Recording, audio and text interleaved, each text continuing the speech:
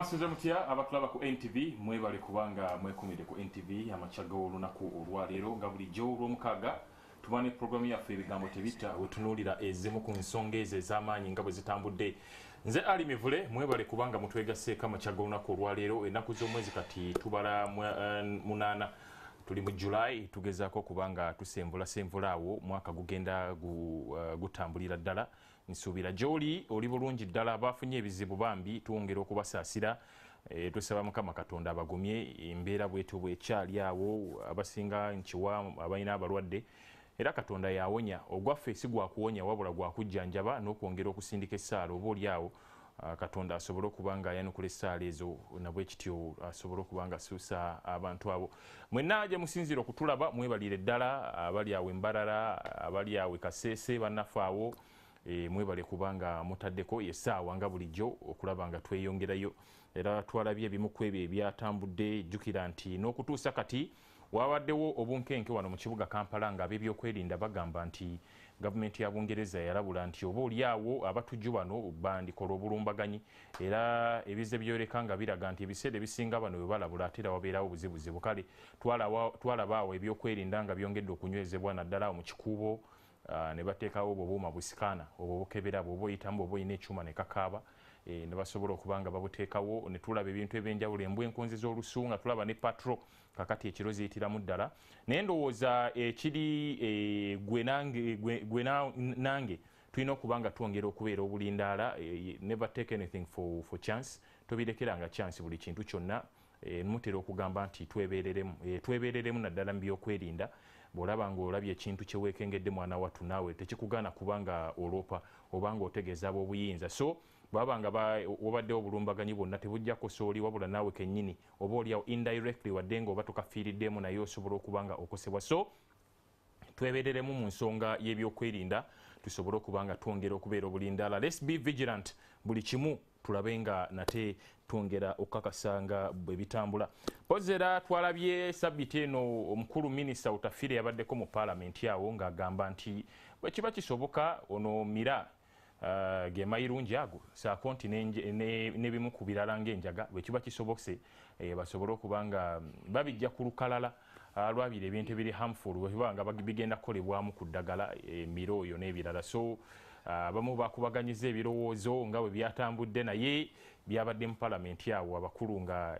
balina bye boogera awo. Kale ekyo nja kireka awo mpozi no nyongera okusaasira bambi ab'ennyumba ey'omugenzi Apollo Nyegamehe abasinga gwe mumanyi nga Waponye abadde abasinga mubadde mumumanyi nnyo bwe kituuka ku kizimbe ekyo ekya Mega Standard yawo abantu babadde baguze nga kuliko aponye mola abantu babadde bagula ebintu ebyenjawulo bambi twongera okusaasira ab'ennyumba eyo yafiiridde mu kabenje wali etojo mu district y'Entunga Mukale nkiwandowooza bafulumizaawo tentative program nga bwegenda okutambula ey'okumuzika wa wiiki ejja naye n'abalala mwenna abafiiriddwa. Naye wetuukidde olunaku olwaleero ng'ensonga ya DNA ekutte wansi ne waggulu abasinga mwana wange si wange nange kale kadusooke tukomewo tutandikira.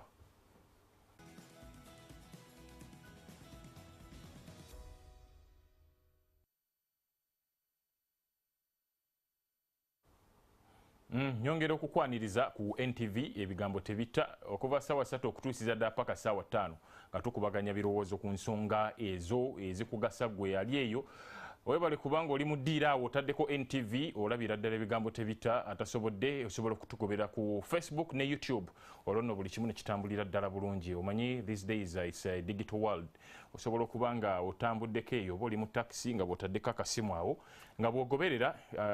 n'osobola okumanya ebyo ebigenda mu maaso. Okay, kakati kankwanjulire bendi nabo n'oluvannyuma tutandike. Kansookere ddala n'omukulu ono Honorable Brandon atubuuzeeko tugende mu maaso. Batulaba mwenna balamusizza mwasuze mutya nange nyongera okwegatta ku bannayuganda okusaasira ab'enju y'omugenzi siyokka n'abantu bangi. Olunaku olwajjo tufunye amawulire nti MP eyali ne ba Honorable Lutamaguzi bano mu paalamenti naye yafiiridde mu kabenje obubenje bufuuse obubenje naye ewa Mukama tegwesa ssuubi. sebo kiri bonna yagala tukyanjulirako kyogambye ekya minisita akakiiko keyabadde mukange kwentula defense and internal affairs naye bonna botwadde omulama tujja kulondola naye ekisinga obukulu abo tubadde tuyingira honorable Tamaguzi tubadde twegeyamu tugambe honorable Herbert Kinobere vice chair NRM caucus atukoze bulungi abadde atuwa bursaries kakati n'abazadde mu Kawempe Community Health School of Science abaana balipotinga nga 17 era abaffe Kagoma eyo bazze kale mutwala abaana abo basome kubanga twetaaga abantu abajja okurespondinga nga bafunye training y'obusawo okurespondinga ku bubenje ku mbeera kubanga ffenna tuli ba candidate so ali bw'oba naawe olinayo omwana oba mwannyoko oba sengaawo tuukira onayo Kinobere scholarship eziri bursaries ezaki babaweerera muki basoma obusawo kakati awo oyinza okumuuza nti courses ki ze nasoma mu gigi kakati ebyo bya science kyetaaga ojja kulaba onayo Kinobere asobole okwongera okuyambako kubanga atuwadde njagala okulamusako abantu ab'e Kagoma nti tufunyeyo ebizibu kitalo nnyo abantu bangi bagenze naye ewa Katonda ffenna gye tudda tweteeketeeke abatuwuliriza abatulaba tutuule tuwaye. Amina. Okay, katuzeko Nakaseke naye atubuuzeeko Honorable Tamaguzi tugende maaso. Bano bansukkulumya ennaku zino ndi right honorable. Ate mu bakristu tuli kusaba essaala obenga papa mwayo ko bwakizirale saba kristu era yesangala omukutulanjegere bagamba nsabira bwa president eriye bwa papa bimala binina bimala sagala kunyongerako sebo neyanziza nnyo mukama wange nzikiriza sebo nsoko okubuuza ku bansinika mu parliament abantu besse mutomba lamusizaako nnyo ab'Ekapeeka Kasangombe Nakaseke mwebale okukola amanyi nti twita mu kusomoozebwa kungi nnyo nsaasirako abafiiriddwa ate era n'abafunye amasanyu nsanyukira wamu nammwe njagala kwongera okusabira obulabirizi bweruweero nalabye embeera eriwo si nnungi egenda maaso ey'okusuka omugwa ku bishop yali alondeddwa ate ne bamusuula naye byonna tubikwasa Omukama Katonda njagala kusabako bakama baffe abatukulembera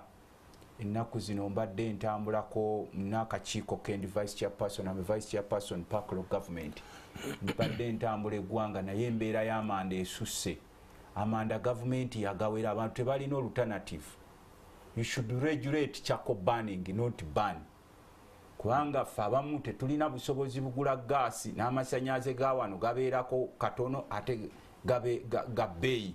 So sikyogera nze as a member of parliament nsobola okwaffordinga okugula gaasi n'amasannyalaze nenjogerera oli omuntu wa wansi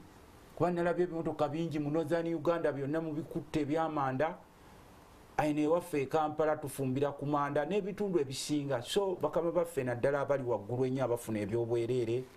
abagagganga nti mwene bwe bakyetaagisa gaasi kumwoterako musobola omuteekako n'oyota mutusaasire mu Uganda mulimu abanaku. These people need assistance. Sebo nali badde sikyogera sirimu okiwa amanda naye amanda tusula kuva eri n'ogawera buwezi booti n'okwata ebimotoka amanda ngaweze ng'abantu tobawadde alternative. So mukama wange njagala kusembyayo nakusaba abakulu abatutwale waffe mu Nakaseke tuli bubi nnyo mu mbeera y'amakubo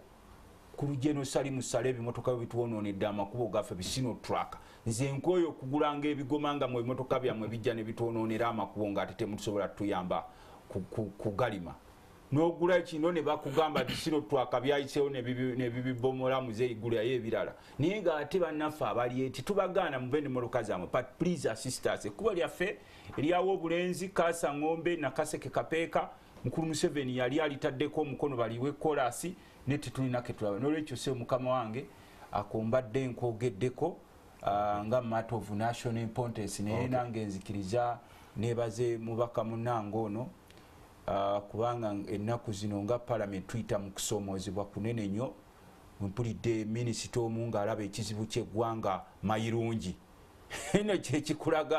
kyekikulaga ensi gye tulimu mukulu minisita sebo ekizibu ky'eggwanga si mayirungi ng'oli wadde mba amayirungi go gasabira ewaka awo n'oga nti amayirungi tugalye ewaka but please respect Ugandans problems of Uganda kati ensiruma sebo lwaki njogedde ku mbaka wange ono tulina abantu omusolo muyitirivu amakubo gafa bagundi ba officials in uniform basula bubi ebyo ebintu byetulina okudiscussingako naye bwe mpulira nti omukulu minisita aleese okuteesa ku mayirungi mbu kimanyi parliament egajjeo excuse me mayirungi si problemu yaffe nga sirabagenda wa munakyalo omukuba byasi okutubuuzaako honorable gwali ekakiiko ako biki sekeka amayirungi honorable Lutamaguzi akakiiko ako biki minisita byadde agambira ddala kisaaga tu misquoting okusookera ddala waaliwo etteeka ndowooza baliisa mu palamenti ey'omwenda ng'ekwata ku nkozesa y'ebiragalalagala naye abalimi b'amayirungi n'abalala abali mu bizinensi eyo ne bagenda mu kooti era kooti neewa ensala nti etteeka yo kooti bwe yali ewa yagamba nti koramu teyawera abayisa tebaali tebawera omuwendo ogwesalira omuwendo ogusalawo kakati ne bakomyawo etteeka eryo mu parliament speaker nali directing ajje mu kakiiko ka internal affairs and defense twabadde ne interaction twabadde ne Wakiso Mira Growers and Dealers Association nabadde simanyi nti newaffe ebusoga Mbale eryo era tuli interested okugenda tulabekoko ennimiro ezo bagakuuma batya kakati minister nga ali line ministry mwezi ensonga ne tumuyita naye atwe interface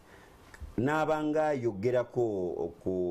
okulengera kutunyonyola naye unfortunately nti bonna babadde tebali ready wabadde ba technician okuva ku legal government laboratory ba scientist ba enforcement police ne tubagamba bakomewo olunaku olwokusatu lwetugenda okuba nga tuba interfacing era tujja kudda twonge naye nga yakwotinzeyo ako nga agamba bali kakati mu amayirungi ge gabaleese wano ng'alina kunyonyola revenue gereta abalima mulimu n'abamu batugambe ba former members of parliament abalina license kaika contradiction yake twagala okutereeza etteeka kubanga twagala okulikomyawo minisa yayogedde ku mayirungi gokkoba n'enjaga nti omanyi ebigambo cannabis bingi biri bit complex saagala kubyonoona cannabis ebanjaga naye ebigambo byabadde bingi nga tebiri very scientific netubasaba basobole okubireeta in a parliamentary language naffe tunategeera tukole legislation eyamba okulabika nga tuteesa eggwanga twagala tukole ebyamakulu nga Lutamaguzi bwagambye wano naye nga tubitunuulira mu ngeri ey'obunyonyofu obulungi mukulu mukuba byasi oguse neyanziza amina soka obuuze kuba tulaba ssebo nkwebaza n'olunaku olwaleero ssebo wankowodde mu ddoboozi ery'omwanguka nsobole okubaawo n'ababedde bano munange ono webulemezi batera okuyita nti bo nga bamulya bisiike nga naye mwomutadde kubanga ali wali wenyini we bali ne mukulu Brandon ate nakyakwira okulabika nga ne mukulu Brandon olwaleero omumpadde kubanga ebbanga erisinga mukulu Brandon tawulizika talabikako kale ne bwomunyonyogera ku simu emirundi 10 buteerere nebuweereza text message timunaye mbadde ekagome waffe eri ebusoga ninaye no mu constituency y'Kyendabye talinyega kale no ssebo neneebaza ekiseera kino abantu ba Katonda twebaza olw'ekisa ky'abantu abatuyamba bakoddomi baffe waaliyo edduwa ku lunaku lw'ebbalaza omwana waffe Mungu yamujjulula kale n'abanga ennaku 40 mu nkola era mu nzikiriza y'ekiisa mu ngabweri Latifu Semakula duwa yali olw'ebbalaza ne twebaza abantu be Sesiriba Mende mu Busiro ku lwa mwannyinaze Florence Nanteza ne bannakiboga bannange bonna na buli muntu yenna yatwala akadde ku lunaku olwo okusobera okubeera mu dduwa y'omwana waffe ate naawe ssebo okuva luli okuva ku Yidi ssebo saakulaba ekiyingula mukama wange ekyo tekyajja nekanda kulinda ku mundi guli wangamba Yidi ente ogisooka ogiwummuze ne Yidi enkulu tuli ffenna kati ssebo neneebaza ekyo kulabaganda baffe bonna Abaisiramu abasobola okuyita mu kiseera ekyo okusobola okujaguza ekigambo Idi awamu n'ababadde mu kulamaga okuva mu nsi entukuvu abagenda ku nteekateeka ey'ebiragiro by'ekiyisaamu nga bwe biri abayise ku kaaba ne basobola okukomawo newankubadde omu mu bannaffe Mungu teyamusobozesa kubanga akoze eki akomyewo. Ssebo abantu ba Katonda bonna bannakajjansi Town Council bakulamusizza awamu naddala omuluka gwe Namulanda. Ate ne beebaza ne mukulu Tamaguzi okubanga naye Bulemeezi kati amaliriza ebiseera ebisinga eno naye atera okuvaayo. Ssebo Brandon weebale nnyo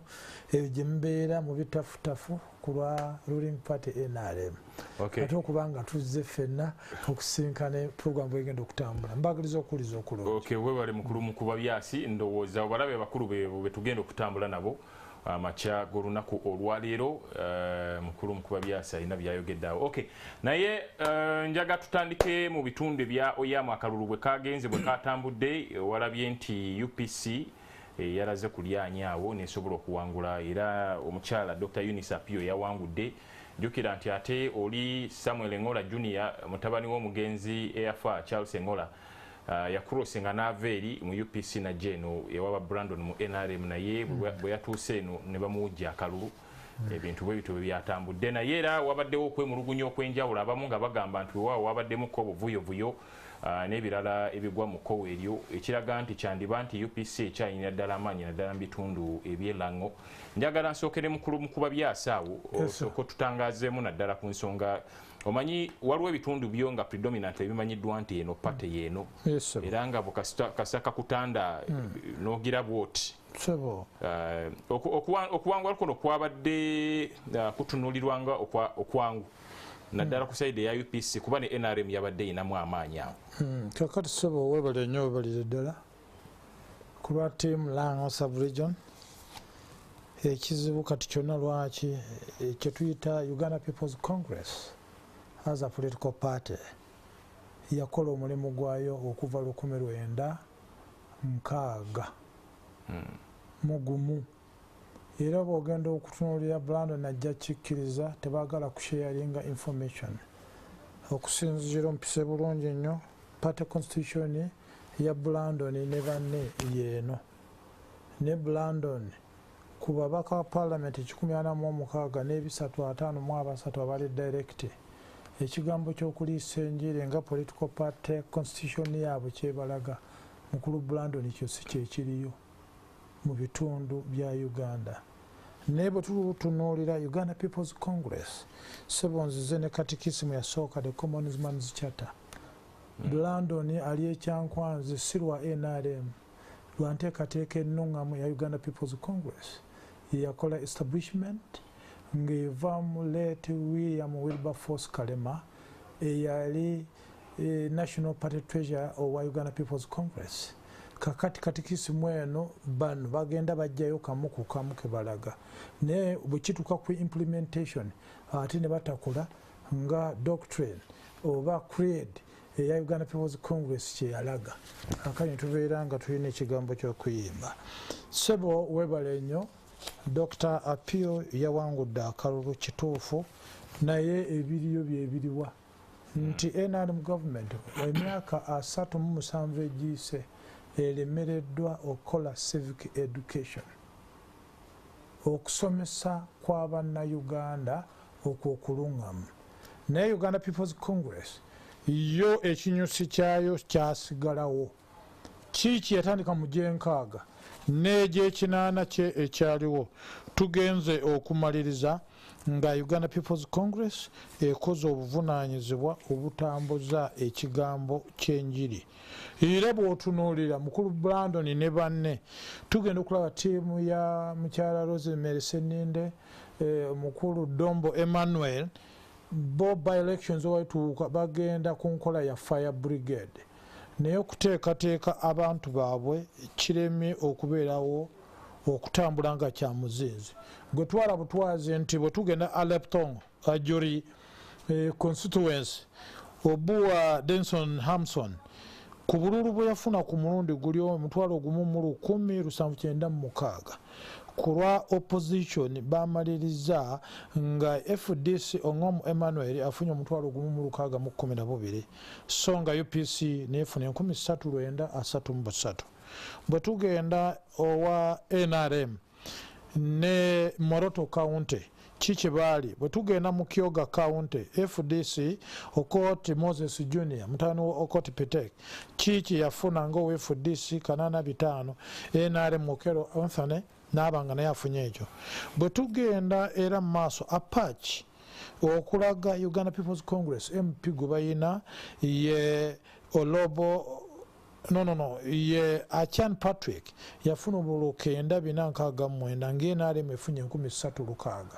kino nkuwa basis tutuuke ku Dr. Apio we yatuuse kubanga ne luli the late Colonel Charles Patrick Engola Machodwogo obululu bwe yafuna waliwo syndicate nga Dr. Apio yali wakubiri mu kalulu aka 2021 January kati bwe tugenda Maruzi County n'otunuulira ekigambo akola Ebong Patrick Maxwell omutwalo ogumu ng'owenRM alina 79 Maruzi North UPC Okero Nebron obululu 93 kakati mu ebyo byonna mu kufunza Lango Sub-Region okuva ku late Dr. Apollo Milton Obote n'enteekateeka y'ebyobufuzi bazimba ekiyitibwa enjiri ya multi-party politics ategeeza ki mu sector eya political order mu kigambo economic order ekigambo constitutional order media wano we tuli olwaleero nga gwe muli bwe twalina ekigambo Radio Uganda ne tubeera ne channels ezitali zimu ku lwa gavumenti ya Uganda ng'obubaka bwa mwero eri Party Secretary General ne Minister eyali in charge information and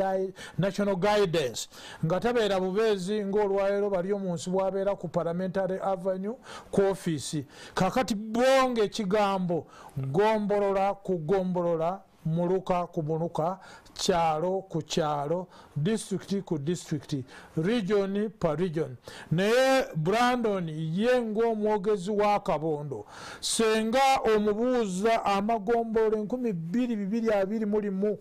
emiruka omutwalo gumu mu 549 ebyalo emitwalo 7512 enteekateeka ze bagamba conferences okuva ku kyalo okutuuka buli ddaala emyaka giri 5 jaggwako ate ne gino 2 egyakaggwako teri byalo gye basimbye makanda mu nteekateeka ya kutumbula mbeera ya byabufuzi okutambulira ku ssemateeka embeera y'ebyenfuna bwena okubeera kakati sebo tugenze okujja olwaleero nga tuwumbawumba mukulu mukulu byasaawo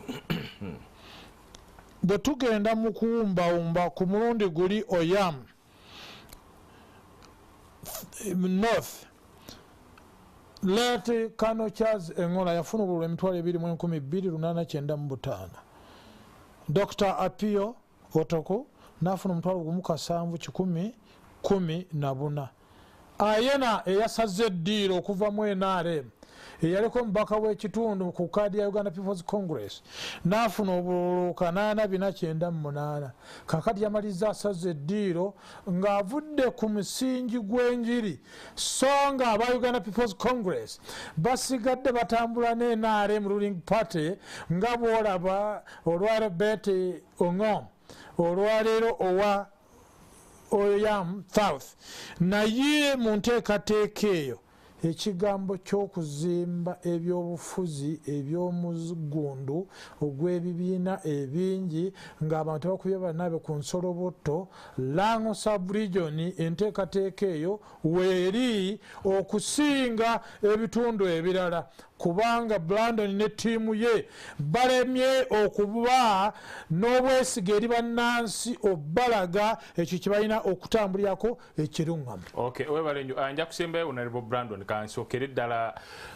ne Honorable Rutamaguzi twalabye omukulembeze w'eggwanga Yoweri Kaguta Museveni yayozayozeza Dr. Pion yayiseemu wabula n'avumirira ekikolwa ekya waliwo nti wabaddewo allegations eza critiquing ezo obukongo obumu okubukola ki then era n'agamba nti ekyo takikkiririzaamu n'agamba nti ebyo abadde abimanyi wano mu Kampala mu opposition abakola ki abakola ebyo nga aba NRM abali incompetent abamu balimwa okubalondoola. Anyway, nga tetwesigamye nnyo ku bya Oyam naki njaga tutunulire naddala by elections bbiri ezisembyeyo eya Oyam ne Bukedea. Lwaki tukyayinamu embeera eyo ey'okusika omugwa, violence n'ebirala, lwaki kufiirawo by elections, lwaki ennaku zino kufiirawo? Kati njagala kwebaza n'okwebaza bakama baffe abali mutulaba. Honorable Panado Seba akwebaza abadde atulaba aweyiga nga Honorable Panado ne Honorable Tebandeke ow'Ebbaale mukulu w'omu baŋŋambye twebalize nnyo bivule. Kati eggwanga lino litambulira nnyo ku diversions era bwe mutaaweerwe bantu mmwe eggwanga lino fu nnyo, sinalaba ntera okutambula naye sinalaba ggwanga fu nga Uganda. Nawe mwoli nange mwe nenze siri mufu nnyo oli mufufufu siri mufu nnyo kati kiringa bano nabadde ndi nga ndi mu kutambula Uganda nkuba nze ndi vice chair mu kakiiko kamu bwa paaka nga ndaba abantu baconcentratinga ku kya Ministry of Trade nti yakozeseza obukadde 4 okutambuza eddagala, okutambuza Ministry of Trade okutambuza ebiwandiiko Kampala Parking nengamba nti neggwanga oba lyafa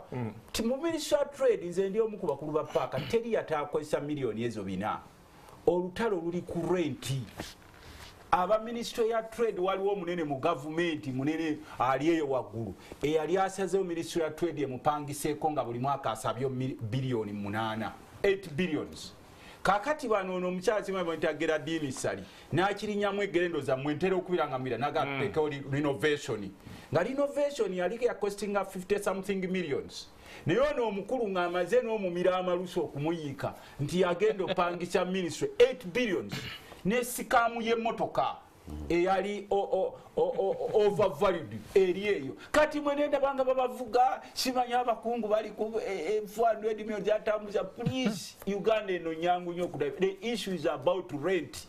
Abakulu omukulu mu Ministry ya Trade yagaana nti tetusobola kupangisa kizimbe kya 8 billion zinga tulina ekyaffe ne sente z'emmotoka ezo ezaali overvalued. Naye olw'okuba kati nammwe abamawulire se mukulu muvule nammwe abamawulire mugenda kumalamu amaanyi. Naye tutya mutandise okuba diverted ne social media. ane batreportinga kiriwo kati omulama mugome. Kakati kino ekyama Museveni wakiŋŋambye nti eggwanga lyaffe lino liwugulwa nnyo. Nasooka kusoma bbaluwa ye gye yali awandiise y'e Bukedea. Nengisoma ffe tutunula behind the lines ne tuga mwami Museveni yeekubye atya mu kifuba. Nga waliwo guduwirwa. Abakatuliki tutera okugamba agulupa. Ono amanyi nga ati omukulu yakoze atya okutandika agulupa. Gunsingidde ddala. Nga ntandika okulaba ngati mwami Museveni ono kiri kuliko diomu kuba tubonoyabonya kukubba obululu ebyo byange si bya TNTV. Era n'entebe gyali mwagimanyi we yagifuna. Ngamba no ajewa audacity oba ajewa moral authority yogera ku bubbi bw'obululu. Kubanga lwaki talina gundi talina moral authority yogera ku bubbi bw'obululu. Amanyi nti abaana abasinga abanupu bali mu makomera bonna yabateekayo lwa bululu n'abalala battibwa abantu olw'obululu. Era buli kalulu ke tubadde nga muvagwe ku bya by election naye mwana mu Uganda buli kalulu akabaawo lwa lutalo. Ogamba nti oba akalulu kafuuse kalutalo lwaki temulangirira nti omukulu afuge kuba bano ba Brandon baatugamba mukati waliwo entebe etakwataako mbuyo bagisekiwalinga nga owulira nti mu lukiiko lwa UN Security Council America erina permanent seat ne bwe muteesa ku birala byonna ye eri wali teteesebwako. Kakati bwe nalaba ebbaluwa gye yasooka okuwandiika e Bukedea ne manya nti ono alina gw'ayigga e Bukedea eyo. It's not about ubbi bwabulu. Naye alina omuntu we gw'ayigga e Bukedea eyo. Si bululu. Era alina wambwa kubanga nze mbadde nga ngamba nti mwami Museveni baateekawo entebe yaabwe ey'abasukkulumu abasukkulumu abeesukkulumya mubogezaako okuyingirayo nga bakuba bakujjaayo eri mutolina kubeera musukkulumu eri Brandon naye atula ku ntebe eyo. Ono yawagira entebe y'abasukkulumu naye tatuula era tebasobola namukkiriza kugirengerako. Kakati ne tulaba sinaali ezaali e Bukedea ne tulaba ez'e Kayunga n'endala zonna ezibaddewo nga nene yeyo yamwe ogitaddewo Museveni ajeewo eno spiriti mbu mubakwate ffe tetuli babbi ba bululu ne tugaa nti eno ebbaluwa alabika ya muntu mulala yagimuwandiikidde kubanga ku byawandiika tewaliko okukyatakolangako okubba bululu okukuba emiggo okutemula abali mu bululu tulina abantu baffe emiramu gye tutagenda kuddayo kulabako n'abalala twabaziika okukola effujjo okuteeka ssente ntugaa nti omuntu ono alabika yawaayirija pulezidenti si pulezidenti agiwandiise kubanga ffe tubadde tuzze tumugoberera ye ne UPC mu myaka gya 80 bayingira ensiko ono ne bayingira ensiko bagobe UPC nga omu avunaana kugira kubba bululu lwereya bwe twabalabye Bukedea eno nga mukulu ono tango doya wanyisa ebigambo ne gundi nakena nga buli omu agala gwa munne malaka ninga ono profesa ono musajja muyifa ono Honorable Ruta omukulu tayinza keera ku makya n'alaba ekibi n'akyogerako ng'omukulembeze w'eggwanga soyo si alina okukyogerako kubanga bulira ku biri mu bbaluwa byatakolangako ebyo byawandiika Fountain of Honor n'alaba nti nno ddala kino kibi n'akyogerako soyo ebyo ebiri mu bbaluwa yabikola soyo yalina okubiwandiikako obusibu tasiima bw'abanga ku luno okubanga ayogedde ku luno kati gwe okuŋŋamba nti ne sitaani ayita Yesu omwana wa Katonda tumusiime nti ye musiime sitaani olaba naye aliko gunayizinga nti Yesu mwana wa Katonda sitaani aba sitaani oboma abayogera ku bya Katonda kati kyenvudde nkugamba nti ebbaluwa eno yabadde alina ogiwandiika si mwami Museveni kubanga byonna bye yawandiise byakola era okujjako ng'ayagala kutugamba osanga nga bwe nategedde bw'oba ffe mu Katuliki tugamba onakimanyi nti bw'oba ogamba agulupa you should show it practically si mbaluwa zino z'owandiika zikiro kibakunako bakutte abasirikale abamu ku bapoliisi abalumba mwami Omagol kuba bagamba nti Bukedea alina gwayiggayo gwe tunula suma lines Bukedea alina gwayigga gwe bagambye munaye ayingidde abasukkulumu byange si byammwe nze nkugambye mwami Museveni Bukedea gwe tunulira akalulu k'ekayungo kageraageranya n'eke Bukedea ng'ate bawangudde wali olabyeko nga mwami Museveni awangudde n'akomawo nti twawangudde naye wano waliwo emberebezi wano kakati nze kyembadde nkugamba ffe tubadde tugeraageranya ekyebukedya nentunulira kino ekyoyamu kuba ekyoyamu ffe tekyatwekisaitinze oli abadde Kato ne Waswa NRM Kato UPC Waswa era batambulira wamu era bwe twabalabe wali eri nga bevo ntugambe ti ebyo byabwe byangu okulizolving after all UPC is in marriage with NRM ekyokubiri Kato mu myaka gy'ekinaana yavunaana Waswa UPC okubba obululu era ne bagenda ne beewalula eruweero ne bakomawo kati bwe nabalabye wali eri simanyo n'abadde akukusa bokisi ne beeyisamu ne tugamba era ne bw'oba otunuulira ne mu bbaluwa ya mwami Museveni yagambye nti ye talina mutawaana na wa UPC yawangudde musanyufu nnyo after all bayingira alliance wadde nga yandiyagadde owa NRM yadde yali agadde owa NRM naye kyeyakiwulidde bubi nti owa UPC yawangudde era musanyufu n'agamba amukongulajuleetinga n'agamba nti ye abadde yakola enkolagana ye ne UPC yafuna enkolagana ye ne UPC ne DP nenga nti nze nga bwe nawangule nakasekete yankongulajuleetinga ovumirira enkola za gavumenti ati nedda uli agambe nti ye UPC ne DP talina kyabirabamu bulabe era amukongulajyo nga nti nze bwe nawangule nakaseke owa DP salaba bwe yagamba nti sebo congratulations oli wa bad DP ate nedda ebyo si bya bad DP na good DP nkugambye yayogedde ku parties kakati bw'otunuulira mwami Museveni okuwandiika n'obululu buno bwe tugendamu obululu obw'amazima n'obwenkanya tebugenda kubeerawo mu maaso g'abasajja bano ekisooka kati politics efuuse business ekyokubiri bo bakimanyi bawaggulu nnyo bakitalo nnyo okulonda bwe kutuuka bajjayo ssente bajjayo emmundu ne batulugunya abantu kakati for God's sake boba olaba balwanira mu by-election buno bw'otunuulidde kino mwami Museveni akulaga nti simanyi Bukedea ne wa naye walaba ekyali ekayunga AOC5 olaba ne babba misana kakati ffe twabadde tugamba nti ono omukulu ono ajjawa capacity eyogera ku bubbi bw'obululu ng'akimanyi nti naye twakontestinga obuwanguzi bwe era akimanyi nti mu ntebe gyalimu sibyamu ebyeni TV mwami Museveni akimanyi nti entebe gyalimu yanyakula nyakule gyali munga ye abeerawo ng'ekyokola si byammwe byange era bivunanyizibwako kakati okulayizibwa kwa njawulo nnyo n'okulangirira era yakimanyi nti bwogera ku bubbi bw'obululu yesu wuliriza bwogera ku bubbi bw'obululu si yalibadde mwami Museveni era nze nsooka lwaki nasoose ne ŋŋaana nti n'ebbaluwa eno erabika kirwa kitwala omunaku sooyo kubanga oyo y'omu ye kiifu w'okugerengetanya enziba y'obululu kyoyagala okuŋŋamba nti yatandise kulaba obubbi bw'obululu Bukedea Amangolo districts Amangolo by-elections nti yatandise kulaba obubbi bw'obululu Bukedea okutandika okukwata ono banategedde nti kati bakwata ono bakwata oli nga sinawulira bw'alangirira nti abaakulira okubba obululu e Kayunga babakwate n'olwekyo ssebo nga mmaliriza ffe tusaba nze sisobola kuba excited nti owa UPC yawangudde oba ab'NRM babbye kubanga DNA y'NRM buli wookebera obubbi bonna obubeerawo eyabwe eba positive buli woolaba omukungu w'NRM nga banoonyereza ku DNA obubbi tebeerangako negative ogenda okulaba evayo results nga ziri positive naye ffe ekyetusaba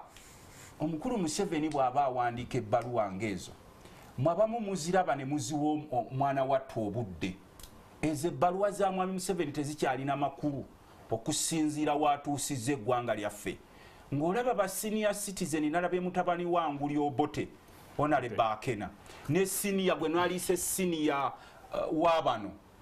Tango Doyi ng'ayogera ebigambo ebyali badde byogerwa omuyaaye weeri mu Katanga alya Mira nga byebyogerwa omusajja omukulu wali eri neŋŋamba we have to pray for this country. Okay, Honorable Brandon, okusookera ddala ebyo ebyabaddewo mu by-elections ezo n'ebbaluwa y'omukulu njagadde nkusembyeyo ng'osoosa okuwulira abakulu abo nga bamaze okusiga obulimba okusookera ddala njagala kino kiggwe on record lwa NRM n'okulwa chairman wa party njagala tukukuyozaayoza Honorable Tamaguzi okuwangula akalulu era okumanya twamusiima kyova olaba ne mu parliament mu administration mukama waffe alinaho akakiiko kakula Vice chairperson ekyo kitegeeza twa appreciating enkola era twagala ssebo kuyozaayoza lwa chairman wa NRM ne NRM yonna ssebo kulika ekyo on record kakati ng'etuvuddeyo obuuzizaano mukulu mukuba byasi nti akaluko Oyam byagenze bitya mbadde musuubira omusajja ng'omuyivu okugamba nti twagala oku appreciatinga gavumenti ya NRM olw'okututuwaza multi-party democracy kubanga twabalaze nti tukkiririza mu bibiina ebyobufuzi gyekolamu omukulembeze Dr. Opio wuyo yawangudde akalulu era nange njagala omuyozaayoza tumulinze endowooza olwokubiri ajja kuba ku order paper nga ajja okulayizibwa okutandika emirimu mu butongole kubanga abantu baabo baludde nga tebakiikirirwa naye kyembadde musuubira bw'abadde akuwa katikisimu akimanyi bulungi eriyo omusajja ono yayimba oluyimba nti abaaliwo mwaliwo kati ono yaliwo so tetujja kuba kubiri ng'ekereziya bwe tetugamba nti bwebyali bwe biribeera emirembe n'emirembe amiina nejjuzano mu 95 akimanyi bulungi ng'omusajja omusomi nti twagenda okuleeta mu constituency assembly okubaga constitution okwongeramu kakati eno gavumenti eri mu buyinza enkola eyaliwo edda bwe twagendanga ku post office n'okuba essimu e Kampala n'olinda ali saawa zino tuba wano nga Lutamaguzi bwali awo ayinza okubagenda nabassemuto ng'ali kubagamba nti muli kulaba ayinza okuba saa zino ali kubagamba nti bannange nadde tuli wano ku NTV ne mumanyi nga gavumenti yatuwadde biliyoni okukola enguudo ezajja nga anaakaaba ayinza okuba ng'ali kubuuliza ano kaawo tekinologiya disitulikiti y'e Nakaseke ng'ate Lutamaguzi ayimira mu palamenti n'aziyisa n'agamba ebyenguudo buli disitulikiti giwe biliyoni emu ebintu byakyuka NRM ffe tufeyarinze njagala otutegeeza mukulu mukuba byasi nti NRM erina structures ye pate yokka erina okuva ku Elson nze bonoonye waffe Kagoma alingayo omusajja baali bamuyita Ben yafa yali owa DP yali nga atunda bidomola ngera buli omu amanyi nti DP abaaliyo nga bano bamaganda Lutamaguzi ajjaga nti kati baabamira ne NRM esigadde yenyweza kyovola bakati engeri tuli mu fishing government okulaba nga buli omu adda ku mutindo neno senkulu oba balutamaguzi twagamba akatukolagana ate nga kino tekisoose leero ojjukira bulungi wano Dr. Kawanga Semwogerere bakolaawo gavumenti eyawamu nga bakava mu nsiko era ne bakola emirimu. Tulina structures mwena tewali kyalo mu kuba byasi kyogendako mu Uganda ano nga bwobimenye nga tekuli chairman wa NRM ku kyalo paka ku national level structures tukoze civic education tulina party functional civic education ehonarebe kyoleka kulimba bantu tukoze tulina ekibiina headquarters functional buli district tulina office ya NRM simanyi civic education beyond that wegena bwe tuba tukola programs we make sure nga ba party leaders bajja on board okusomesa abantu era ffe ne bwabanga eriyo omulambo gwa olubuto lwavudde mu kyane baluziika chairman wa NRM asituka kakati ekitegeeza nti party deeply rooted naye bano owagambe ku kyalo region kyembadde musubiro gamba nti there are some dynamics nga naffe wano bwe tugenda ne madiini eriyo ogamba nti mu eastern Uganda abasiraamu bangi bwona agenda mu bendo ly'e Masaka Nakaseke bano balute abava obukristu bungi bugumidde era olaba ne diocese awo z'amaanyi so political parties na attachment nti saawa zino olaba nti mu Buganda baluta amaguzi bajja ne batusena biri seasonal so UPC okuwangula mu Oyam first of all nga FNRM twagala bakongratulating nga nopolaga ntuna multi party era akunyonyodde ano mulungi ng'omuyivu nagamba nti eriyo owa UPC wa Oyam South Honorable Betty naye tolokolagana lwokubanga alumirira eggwanga amanye ekinyusa ekiri mu NRM nakkiriza okukola ne government era ministry eri very sensitive ng'aweereza bulungi so nze njaga ekyo tuyigemu bakkirize naye omanyi bano balutamaguzi bali mu kikiri always eriyo n'oluyimba oluko ono omwami olwayimba okwepicca baba mu kwepicca mu byabufuzi bongereyo beetega tebasobola kubuulira ekyo kirungi kubanga baagala okwepicca kwabwe kugira ki kweyongereyo twogera ku bbalwa y'omukulu kakati bwe tuvaayo njagala okongratulating abantu aboyamu ate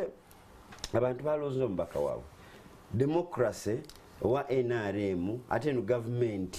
what is democracy government ey'abantu so abantu eddoboozi ly'Oyamu lyagize eki lyayogedde kubanga nagenda kubeera mubaka twagala bakongratulatinga nga tusaba n'abali mu kwepicca baleme biteeka mu byabufuzi kwongerayo ekikiri kyabwe kubanga bo baba bakola bwe tudda ku bbaluwa era mbadde nsubira tamaguzi okugamba ano ng'omukristu omulungi leero basapuli agireseewa nti bannange twagala okuyozayiza president olw'okuvaayo omanyi wali buli yali akola kintu ng'agamba orders from above eriyo juze yambuuza lwaki bagambe Bukedea isoko ku investigating ne mugamba lwaki bamugamba twagala neutral clearance kubanga ne police yabadde involved kakati nga police sobola jjuwa ku investigatinga omuli abantu bayo ne tugamba Bukedea lusoko era mbadde musubirano gabannange omukulu yeebale kati tutandise okulabika biri biyinza okubanga ebibaddewo concern naffe tukoye kubanga tuvumirira ebikola nga NRM ebikolwa byonna ebireeta violence mu kulonda naye ate these violences mu kulonda ziva ne kufa otwesimbawo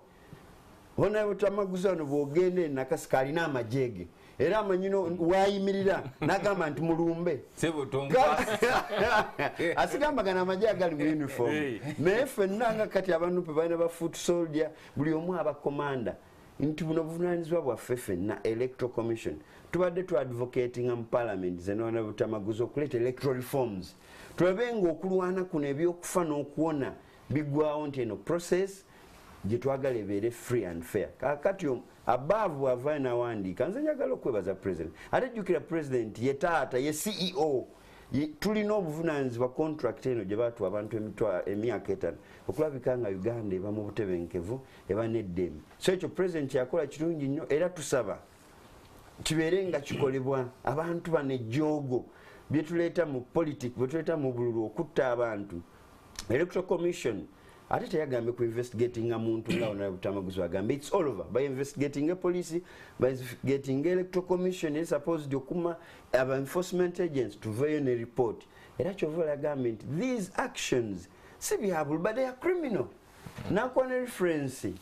ndowooza webyafaayo amanyi tetwagala tuddeyo ng'ekyatwala mu nsiko ebyaliyo nti lwakubba bulu so twagala naffe okulabula ba political actors for twesimbawo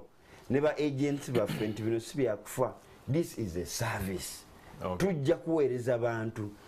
bwe babayo n'omukulembeze gwe bagadde nga alondeddwa kyova baluta amaguzi bayinza okuba tebamukongratulatinga publicly naye he was declared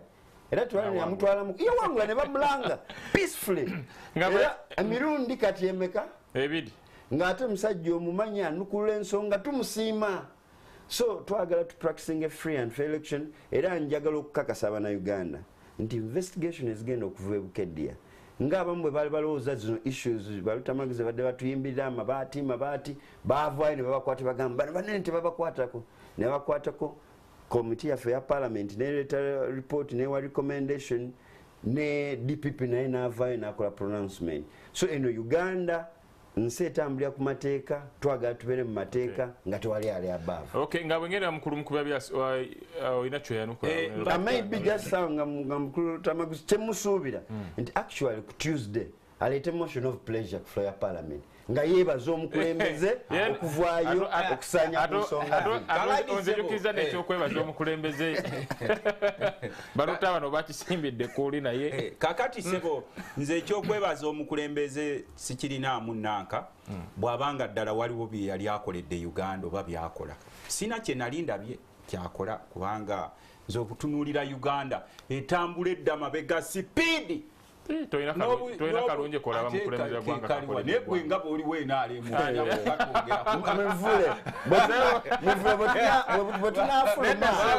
mvule tujagenda okulya mvule bamuwadde obwalabisi bwe tunafulumaano njagala olabaawo mu parking ensi etambula olabe emmotoka onayotamaguzi gyava awono kakase ate obulamu bupimira ku motoka kati nze mbadde ŋŋamba Honorable Brandon nti ffe tetuvumirira bbaluwa ya President Museveni gyawandiise naye si yalina ogiwandiika kubanga ye yekiifu okubba obululu kino byange si byammwe by'NTV kuba batera okubatiisatiisa mbukimanyi mbu omukulu mwamwogeddeko eyo ebbaluwa byonna ebigirimu byakola pasonale byakola era ffe twawula nnyo wakati w'okuwugulwa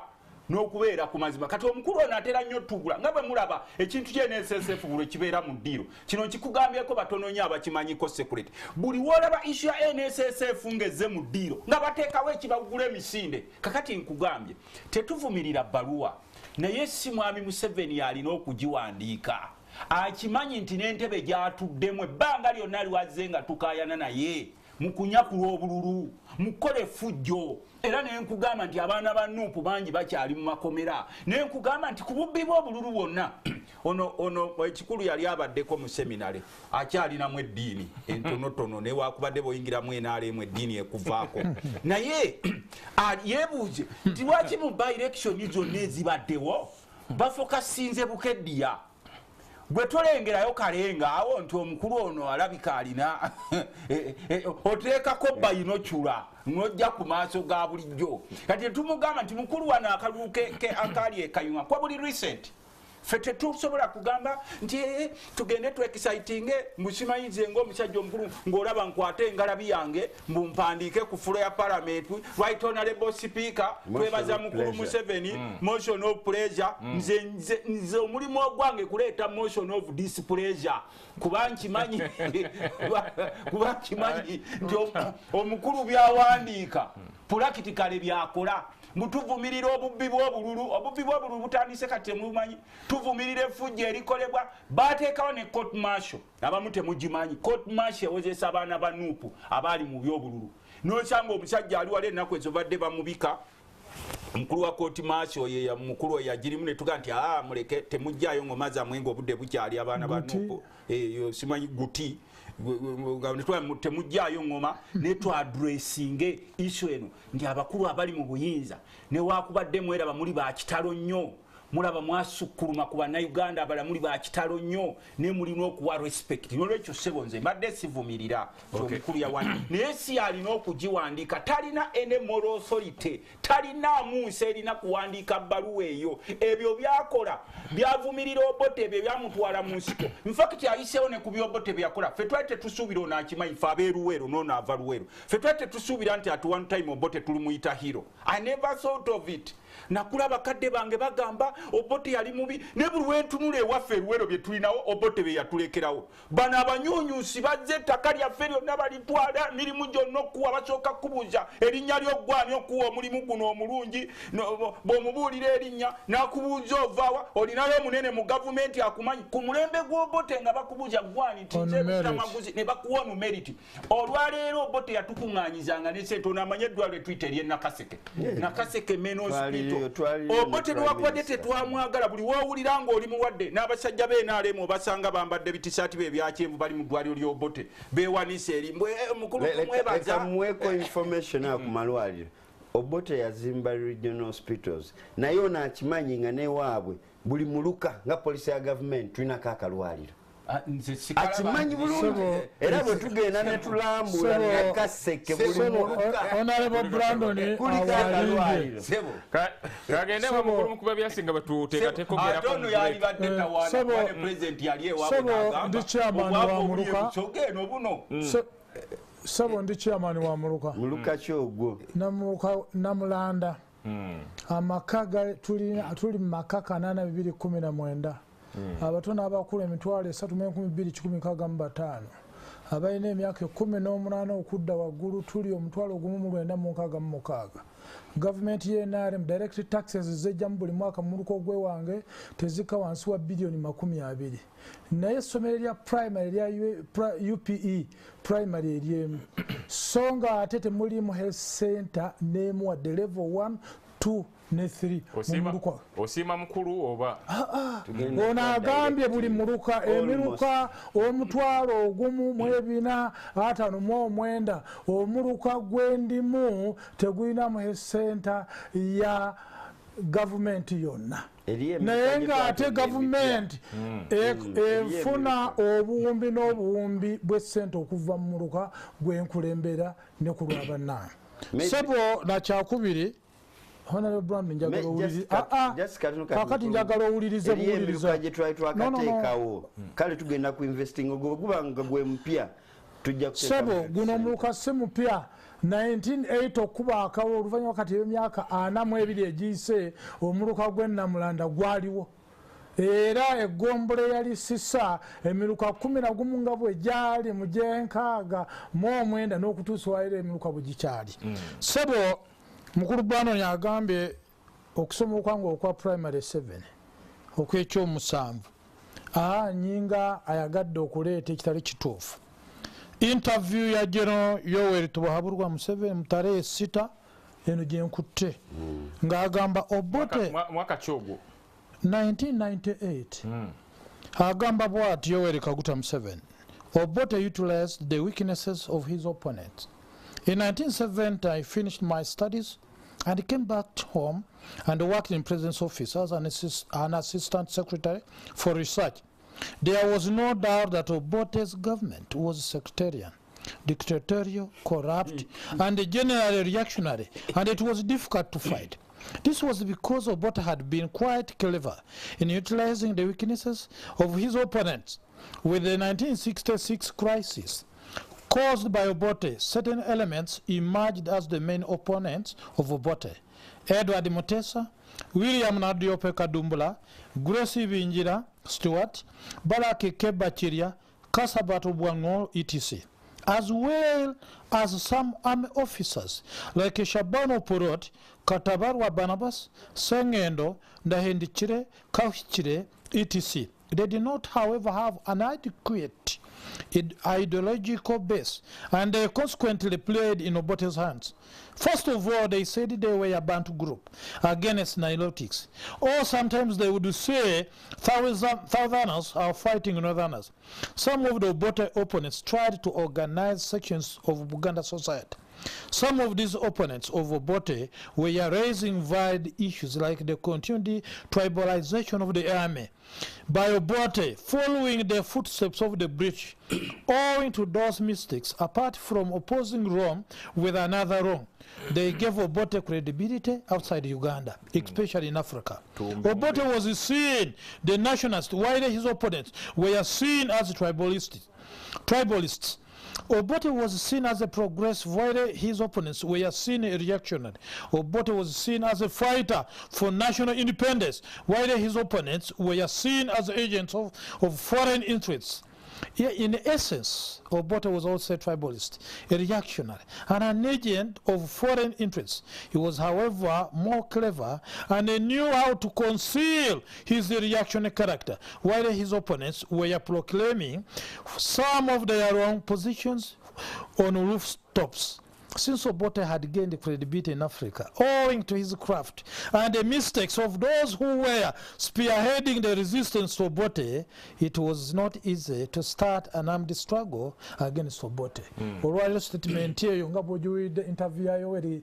Museveni okuva 98 kiki yakulaga mwana wattu be baana baliwo obusosoze webuli buli kimu kyonna corruption olwaleero asusse buli kimu Byetuyiga olwaleero akulaze okuva 1989 ripooti 35 buli mwaka ripooti 22 eza IGG okuva ku baasooka okutuukulayo ku Byetuyiga kikulaga omugugu eggwanga bannayuganda kyetufiiriddwa. So nga NRA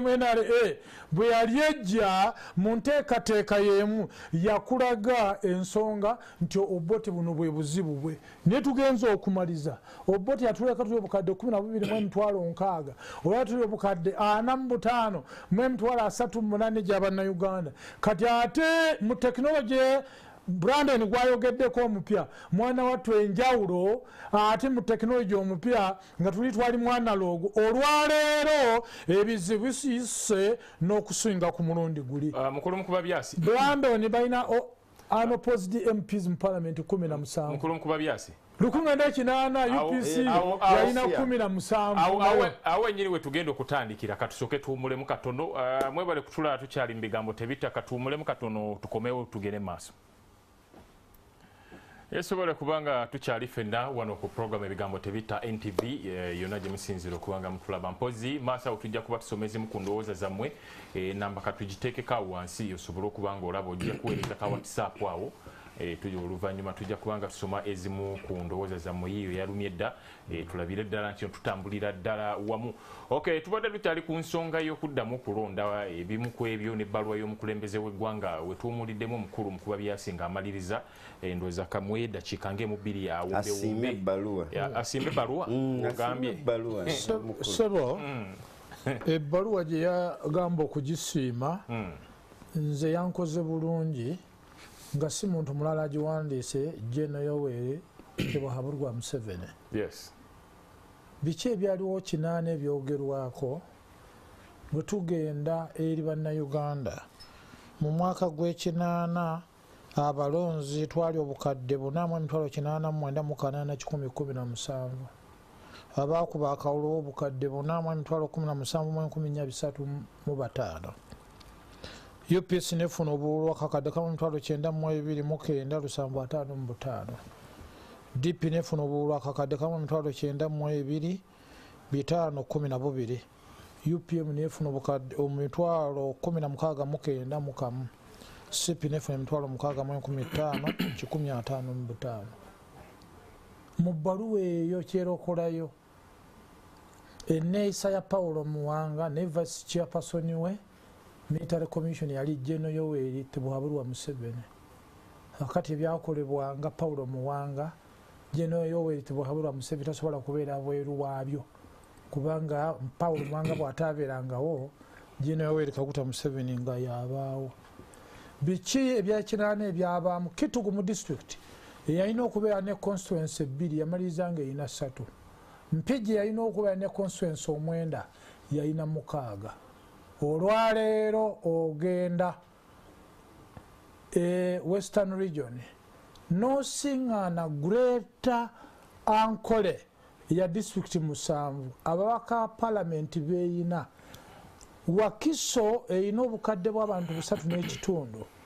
nga Greater Ankole district 13 erina abantu obukadde 4,200 ne balina ababaka ba parliament abataka wansi wa 20 nga Wakiso erina ababaka ba parliament bali 8. kati mu bbaluwa eyo ejjayo etya olwaleero ogenda Kazo district n'ogenda Shema district buli polling station eyaabwe maximum ng'erina abantu 750 wakati w'abantu 150 n'750 bw'ojja ewa Kiso Kampala Mukono polling station ozisiŋŋaana emu ng'erina abantu abalonzi 2,000 mu ssaawa okuva kwemu okutuuka ku 10 abantu beewa Kiso abeewandisa akakadde kamu 1,014 tebasobola kuba kalulu kubanga enteekateeka y'aba Brandon ne ttiimu ebyaliwo bye tuvunaana Paulo Muwanga be baana baliwo. Era ebbaluwa eyo nze mpa omuzinzi Paulo Muwanga nga chairperson wa Military Commission bagoba n'omugenzi ame chief of staff David Oito Jok at the time he was a brigadier ne bagoba ba district commissioner bali returning officer 14 olw'okubanga batunuulirwa nga balina endowooza ya DP oba UPM omukobe yali DC w'Embende the late Captain David Waswa. Tugeeza okumaliriza ng'enaale mu akalulu ka 2221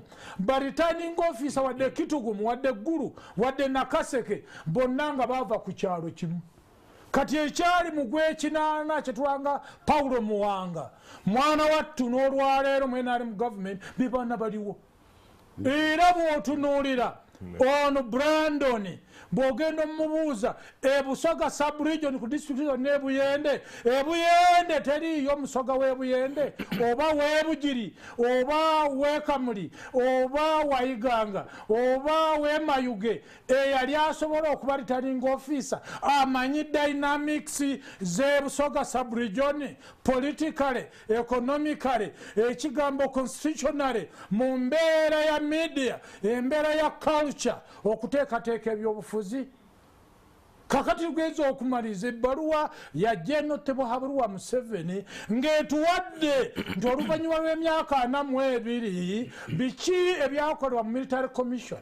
under the leadership of late Paulo Seduge Muwanga nsi egula mirambo gulyokereeyo ng'olwaleero ne mwenaremu be baana baliyo. Okay,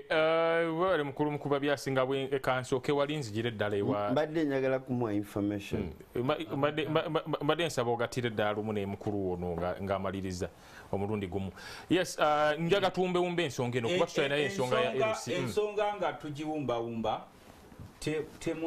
temukeeranga ne muloota nti musobola Museveni okubateerawo okulonda okw'amazima kakube kwerosi. I'm talking about LC1.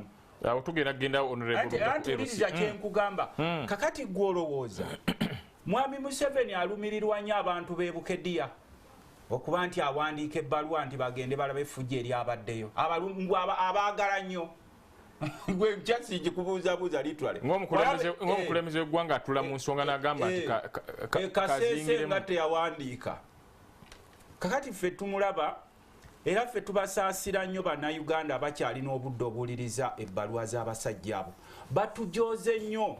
ng'ono ebbaluwa z'abadde asoma nti they are using our weaknesses.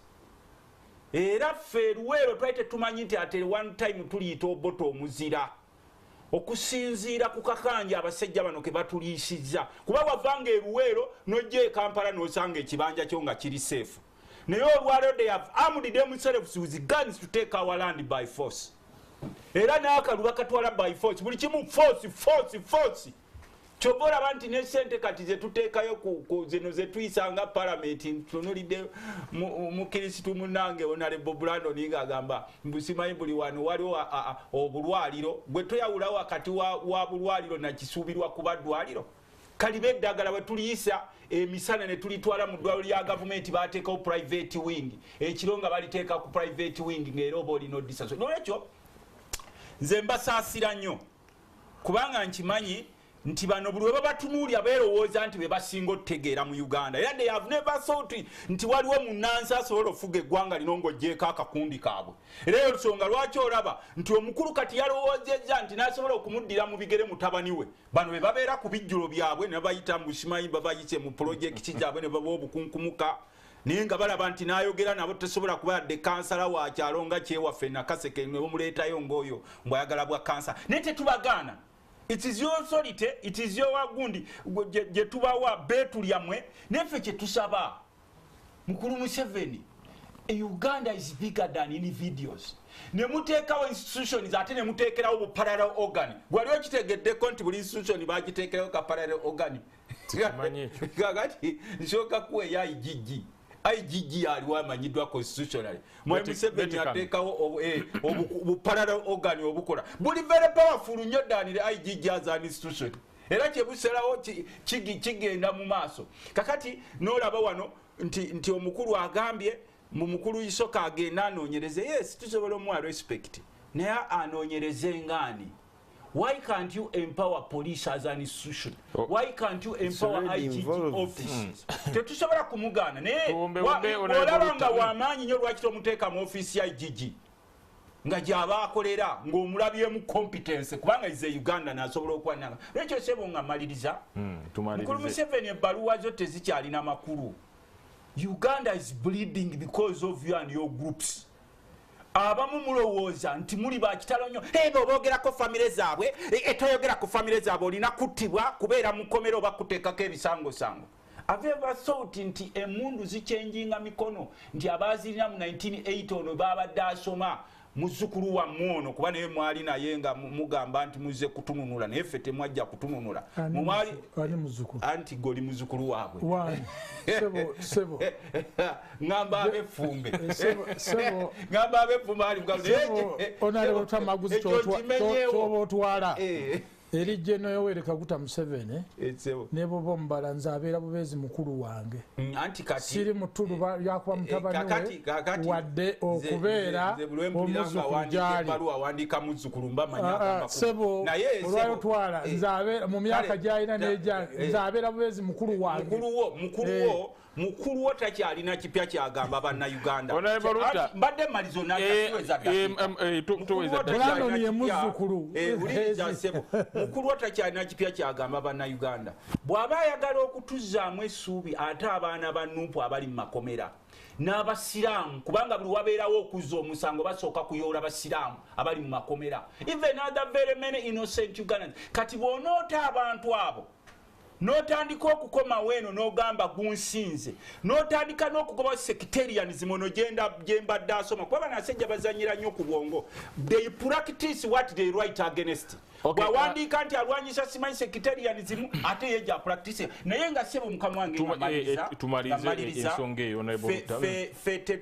tetusobola kubeera excited nti mwami Museveni awandiisa amabaluwa oba owandiisa amabaluwa go oba togawandiise. Mr. Museveni should know Uganda is bleeding. Abantu bangi balina emitima gyabwe konda abantu babo bali mu makomera emirambo egibuzeewo wamu n'obutabeerawo bwenkanya mu nsi yaffe Uganda. Honorable Brandon, ku byempuliriza is like you don't practice what you preach in NRM. Kakati omanyi bw'oba mu buyinza naffe mu constituencies zaffe kati saa zino eri abatwesimbyeko naye nga twakabeera mu parliament myaka 2 naye oba oyagala okukonsolidatinga myaka 2 naye nga waliwo gye bali batubi bali eyo era abakulumbe n'asituka nze tubi mugamba tubiweeyo okulonda kuliwa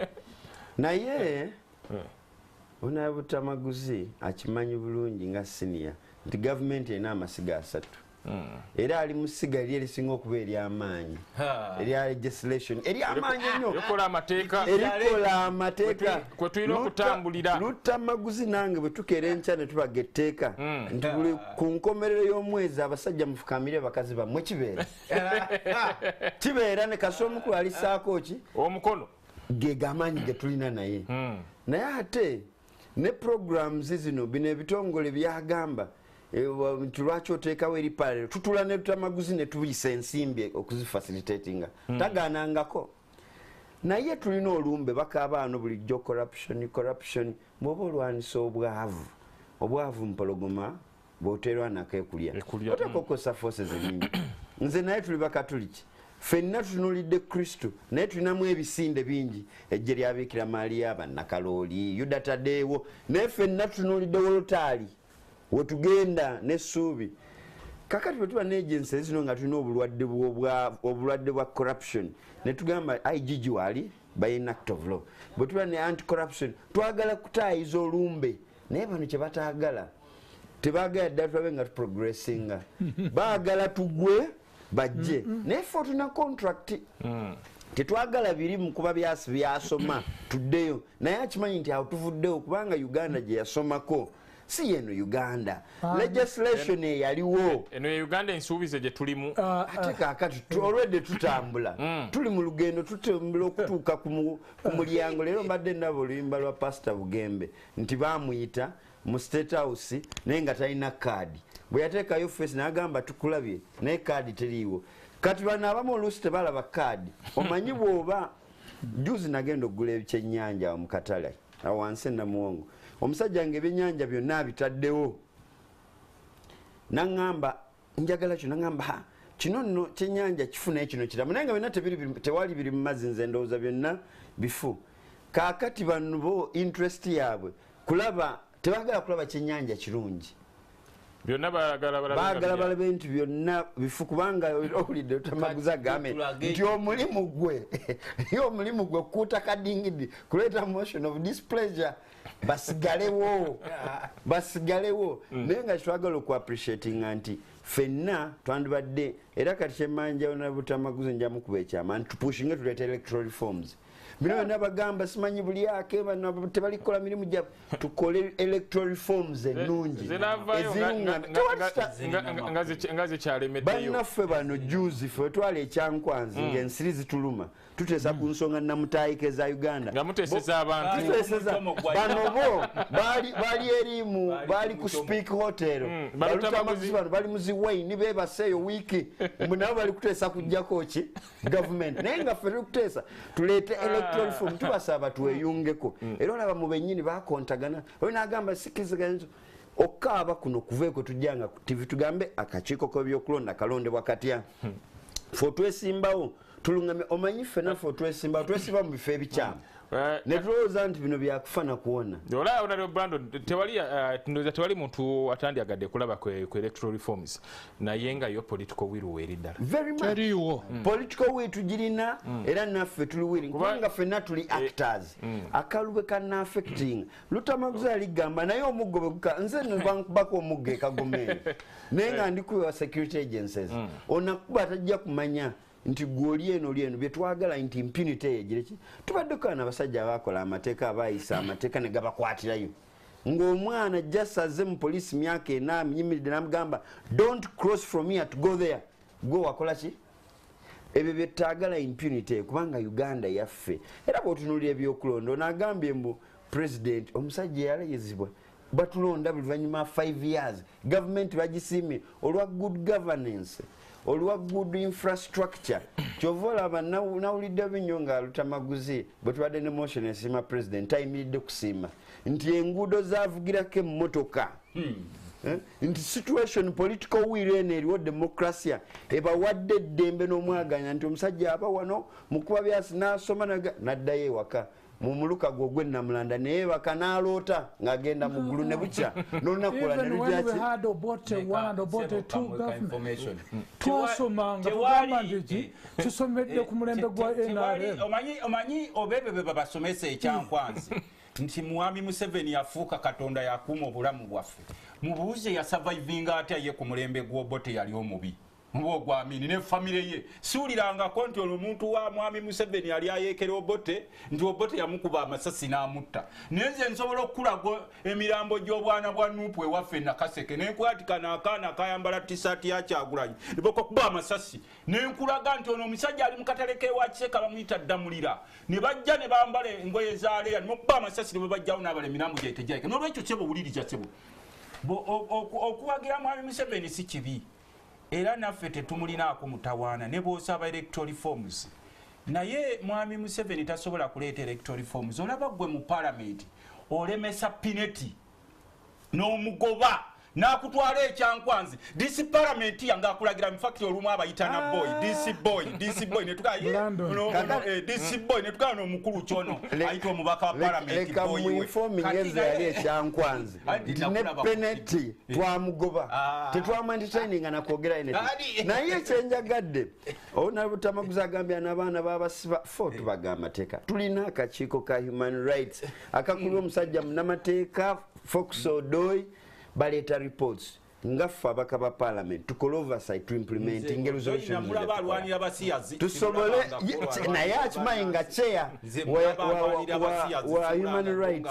so tetwagala oku appreciating and fenna tuli mu lugendo buli omu contribution gyalina kulolo nga mu fourth estate bwe mukola ogwammwe okujjako kululi twaliwa ne lutamaguzi nti bwabaawo ekiri ku parliament mukyanguya naye baatusala omusaala tebakyogerako ekyo sikirabangako nkyakiriize obwali awo tulina gutuuke ogulina okubeera ate sebo bano gavumenti ekozesa abamawulire ababaka ne bwe beeyongerako 10,000 lunalaba bwanise mu parliament azisatu sekurete to increase ya salary naye bwe twatula sekurete to reduce our salary I am yet to see it anywhere sikirabangako anywhere so twagala kye tulina okukola nti president bwavaayo n'alambula ensonga ezo tumusupporting mwe mu fourth estate nammwe mwongere kivumira fe abaka twongere okutighteninga NRM parliament yaffe erina political will okukola reforms kubanga fena kitukwatako ate twagala Uganda yaffe egende mu maaso. Okay, ensonga nsaba tugikomyawo ndowooza era sebe wedde naye fena ffe kye tusaba ogambye ewedde Honorable Rutta tetuwakanya buwakanya kituwakanya buli gavumenti kyereeta ebirungi tubiwakanya era netusaba ne mwami Museveni Mr. Museveni should respect parliament is an independent institution ebyokudda nga onoyita ababaka DC boy DC girl ebyo bikome akikola mu good faith whether it's good faith mu parliament of separation of powers bwe tusalawo nti ono tetumuwadde sente tumayiti bano ba investor balina ababali emabega oteeka wana akagologosi nti peneti ng'olaga omuzungu ngene eri omuddugavu penalty ya muli emabega bwe tukugamba nti please you have not given your white penalty some money you as a black penalty you should accept what you've decided just katono nnyo ali njagadde omukulu ono asime nti president are respecting a parliament obola saadi tulina abaka ba parliament who are products of UP and use kale eyo katugikomyawo bagamba game set and match nebagamba mti wali masomero eyo tugikomyawo okay ebyensonga byakalulu ebyo by election saba tukomawo mwebale nnyo abakulu ensonga eyo ndooza ennyikidde n'abatulaba ndooza baginnyonnyose njagala tutunuulire ku nsonga ya kulonda buno bukiiko bw'ebyalo LC kuba balutamaguzi ba Honorable Brandon babategeezezza nti bilioni eziriyo nga 59 teziriwo ez'okutegeka okulonda basentebe b'ebyalo ekirungi omu kubatula ku bukiiko obw'ebyalo mukulu mukuba byasi waali chairman kubanga mandate ya LC egenda obukiiko obugenda kukoma 10th that will be Monday naye nga obumu bwaggwako dda obw'abakyala naki n'okutuusa kati simanyi oba bakola mirimu ki obw'abakyala ani ateekako mikono ku gundi ku nsonga eyo mukulu mukuba byasi ekisooka nga tutunidde nnyo kale guyo gavumenti yagambye sente tezikola ki teziriiwo ezigenda okulonda tukyabeetaaga mmwe basentebe eyo kiraga kina ddala amakulu gemunene eri society webale nnyo webalire ddala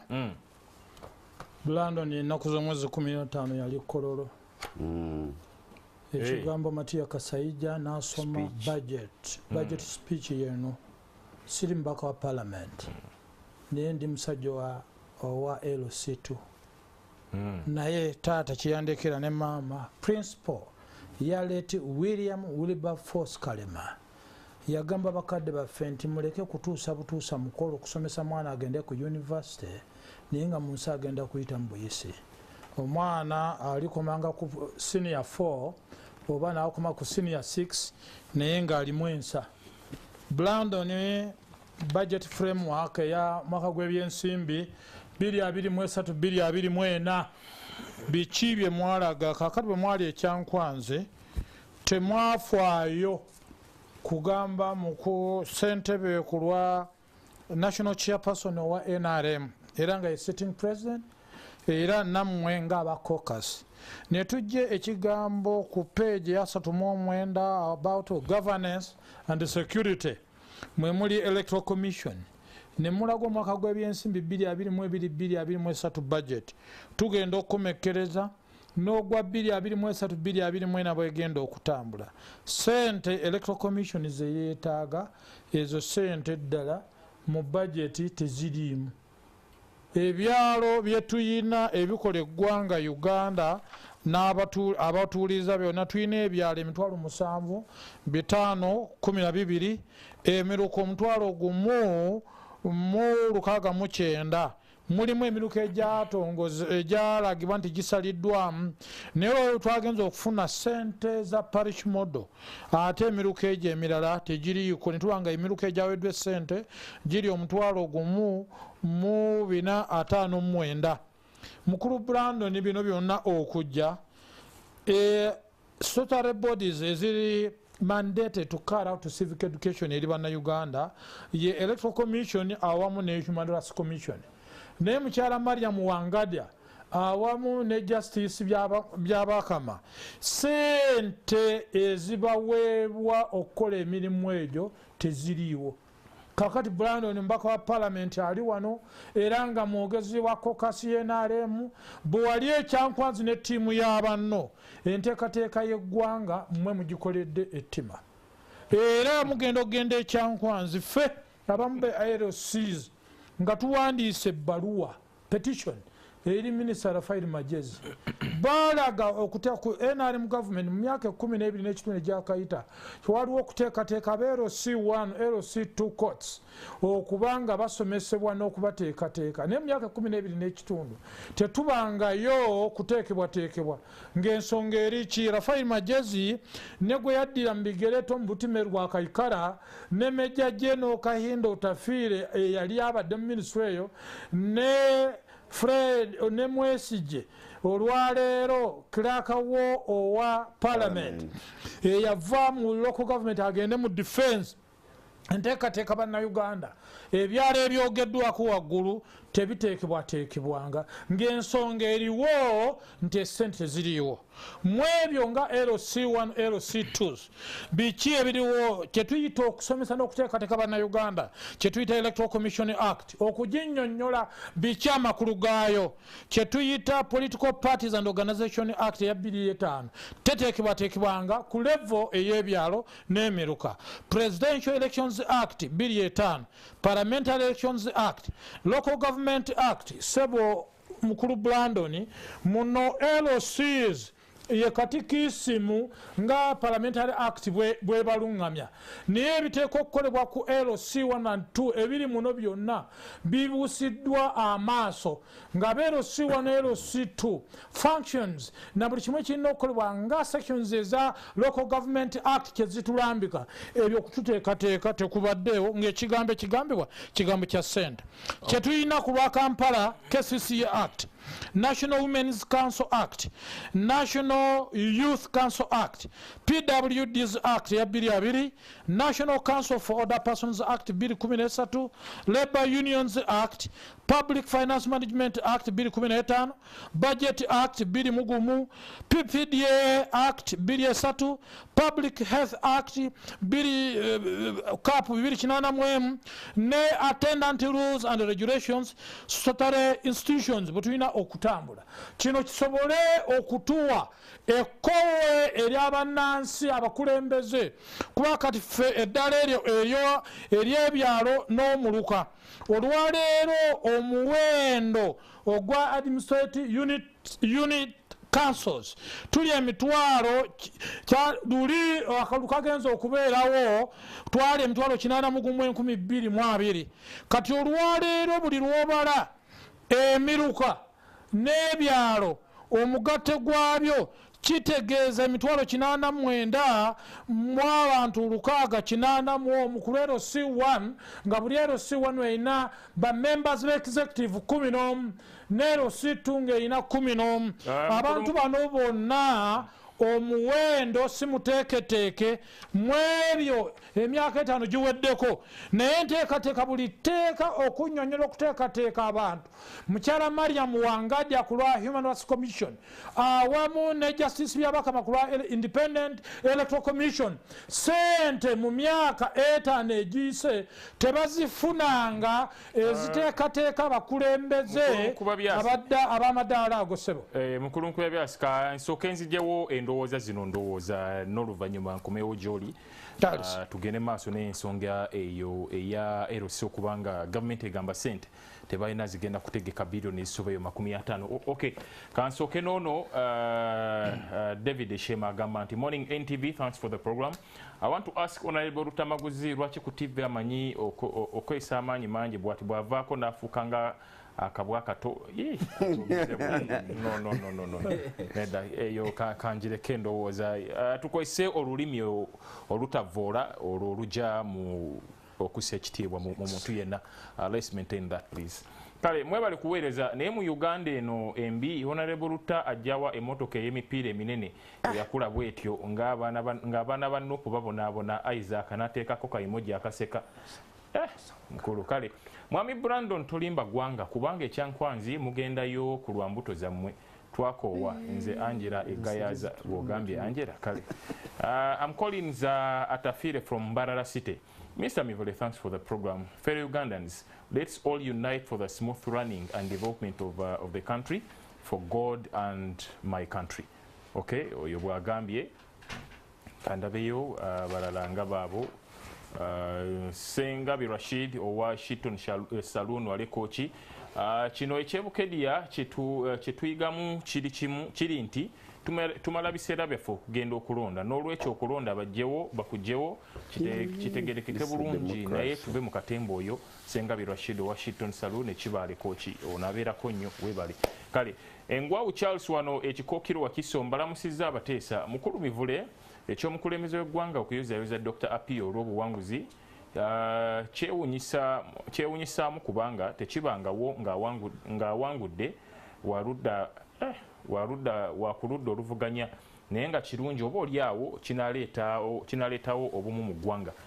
Eggwawo weebale bw'atyo bw'ateeseza. Thanks Honorable Brandon for your good presentation. We love you as people of Kagoma, but the truth is that NRM can only survive on diverting Ugandans. Geoffrey Ebuwenge. Okay, bwayogedde oba NRM muli wamu ne oba NRM buli wamu ebbobulu naye aba opposition abali mu parliament nga Lutamaguzi bawangula batya. Hassan Kirunde ekitimbwa bababuuza nti mugamba ate NRM ebbobulu naye mwawangula mutya. Okay, ono bwabuuziza oyo wa NRM ndowooza yali muto mu biseera by'obote naye kamutegeeze nti UPC nayo yali yeewaana nti eri buli wamu naye obote bwe yagenda kati olaba ekiriwo abo boolaba bakulimba yogera mpola Muhammad Samanya weeyogerere bw'agambye. Good morning, Mr. Ali Mivule. I can tell you that we are seated on a time bomb and we are going to have a very big transition problem. Mungoma Jude, Manafwa district. Banda birabe Manafwa mwebali kubanga mulabi ebigambo tebitanze Sebunya Henry abakulu mbebaza nnyo okuzibula amaaso g'Abannayuganda ate n'ensaasira abantu abamu ate abagezaako okugalemesa okulaba ekituufu nga mukulu Brandon alabira ddala ekintu ekikyamu naye n'akibikkirira. Bannange ensi ebalaba mmwe mwagala bifo okuva w'omukulu gwe muwujjira obunyama naye tetuli basanyufu ng'abantu n'abantu nga Brandon. Okay, katulabe nfuneyo abalala nga babiri basatu. Mr. Mivule, thanks for the program. In elections of Uganda, don't expect leveled rounds. I'm Saddam from Bundibujo district. Okay, and nfuneyo babiri bokka tukigalira awo. Onagambye nti Museveni knows very well that he's still in power today because of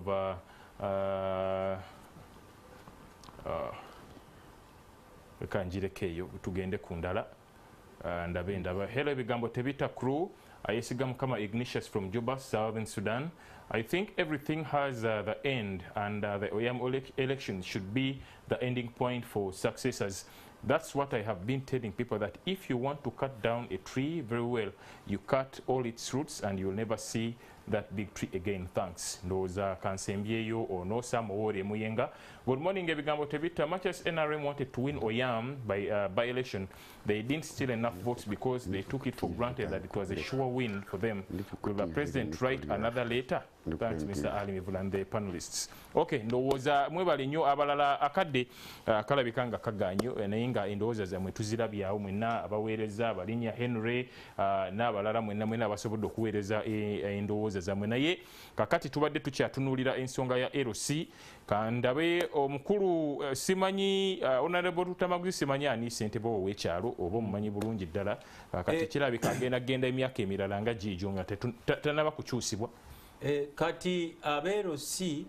obutabeerawo okulonda kwabwe it is tactical.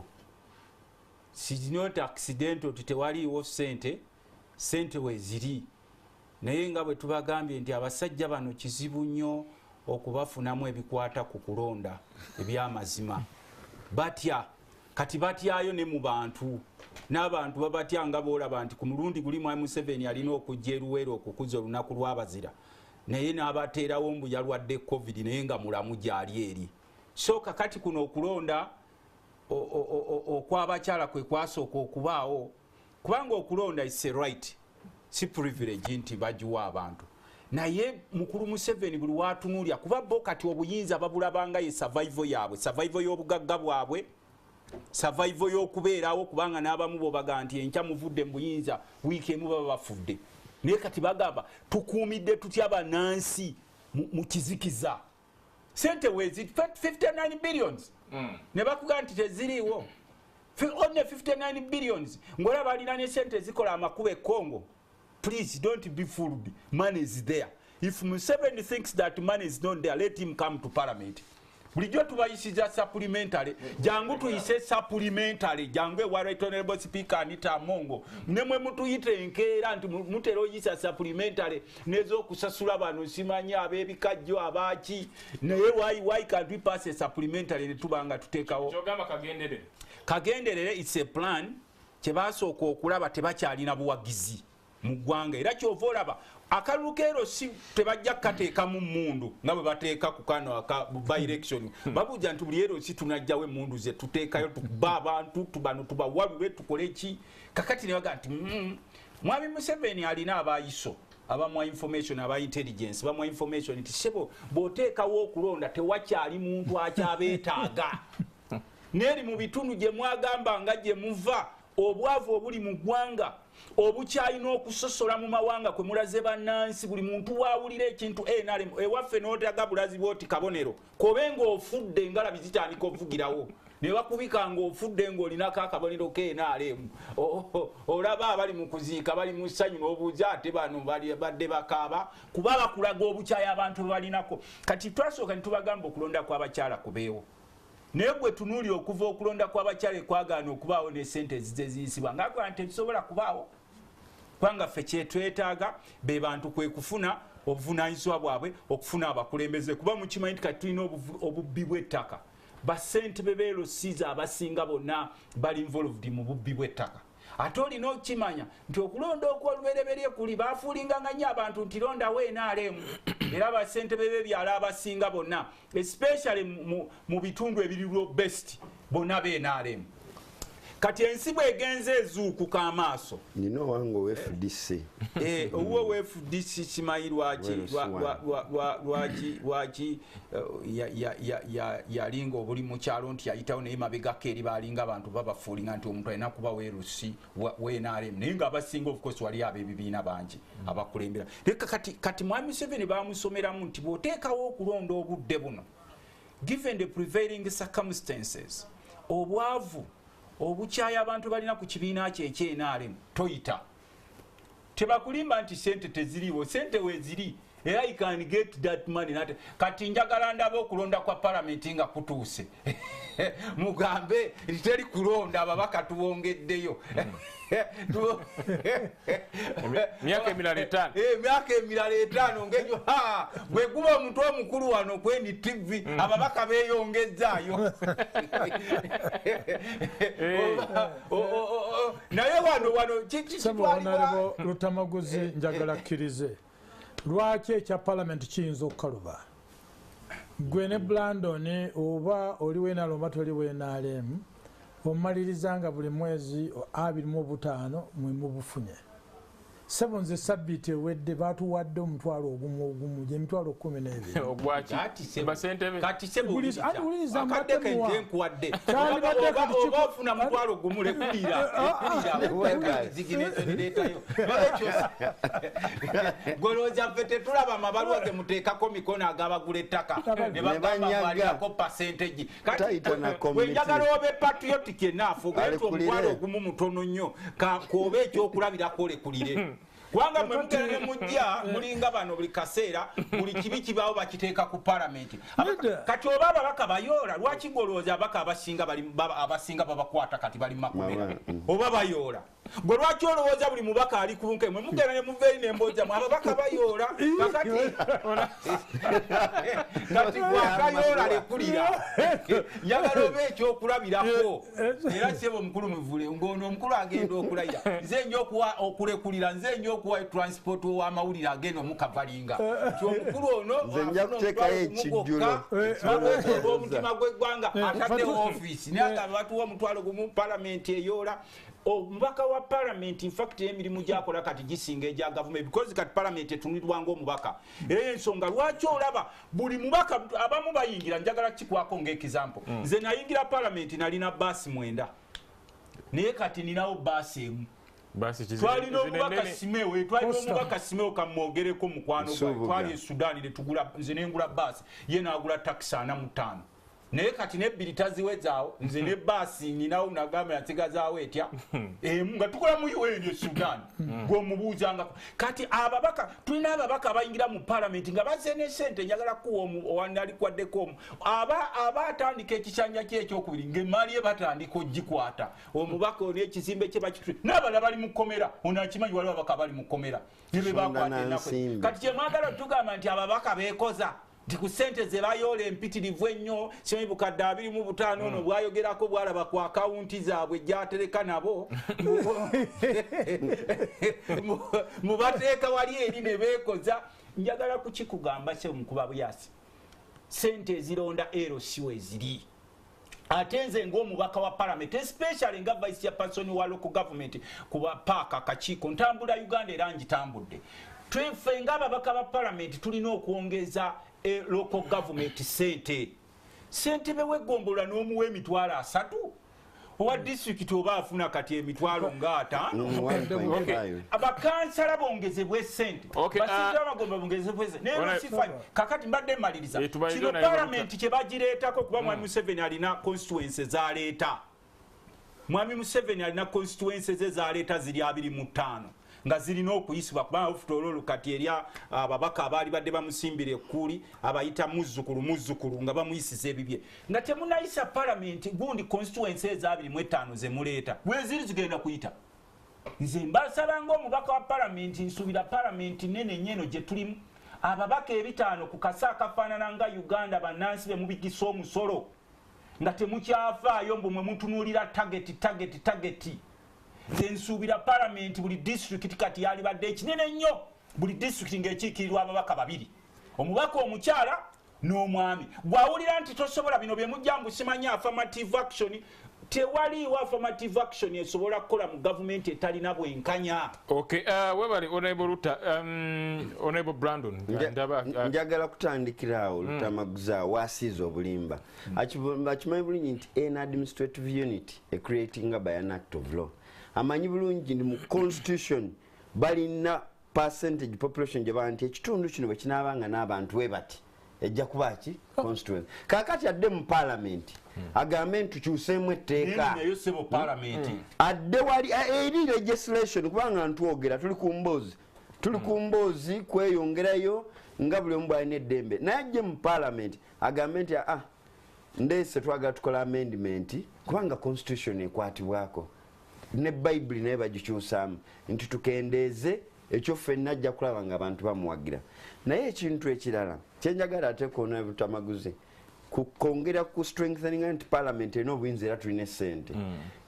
esente weziri tujje naye kiri kijja kushagambe bano bamukuba byasi era ekirungi akkiriza n'asimba nti bamuwa esente eno yo gavumenti esinga okwagala local councils kubanga babawa esente tubawa esente okuva ku LC1 LC2 tubawa obugaali era njagala lwakubanga nti kati embeera yatuuka twandibadde tulaba eggaali mukuba byaswa kwanga neri mu kibuga naye ewuwe namulanda enamulanda kirabika eggaali gyeri eggumidde ayimirire sobo eggaali nagifuna eyo gavumenti eyagala abantu bakola emirimu awo Museveni wabaagala wadde akagaali konomutwalo kitange nemmango okuva lwe bagenda emagombe Datsun 2002 ne Peugeot twali kyozina mu myaka gy'ensanvu gwe bw'olaba ku ddaala lya kitange nemmange bwe yakereeta nti eggaali gyekikola ki eriya gyentwala Honorable Brandon njagala owulirize information njifune naye njagala okuinforminga nti nesi ezaakulankulana nga Netherlands Prime Minister avuga eggaali n'agenda mu office olwaleero nabbanja avuga ggaali oba pikipiki tusooke tusiime kati sebo kankuolera naffe bukeere enkya nga palamenti batugulire bugaali kisoboka obukadde 2 eza buli ttaamu naawe zireka okubeerawo nze mbadde mperereza ono agambe nti nga prime minister w'e Netherland bwavuga akagaali ng'agenda mu ofiisi tubegabidde obugaali abantu abasinga kifo ky'okugulira emmotoka sente nsuubira ne sente milioni 2 zemuwa omubaka wa palamenti okugula emmotoka tewali muntu asobola kwesimbawo ku ddala lya palamenti asobola kwegulira mmotoka bw'oba tosobola tojja njagadde okumaliriza ffenna tu appreciatinga nti local governments bakola emirimu naye monuments zaabwe zirilo ntono ate ekirungi nti ono gwe twabuvunanyizibwa obwo abadde atamba tumusobera okutuleetera aleete ripooti ono luta era abalocal gavumenti omutafuna ssente mukwate emiggo mugobe lutta kubanga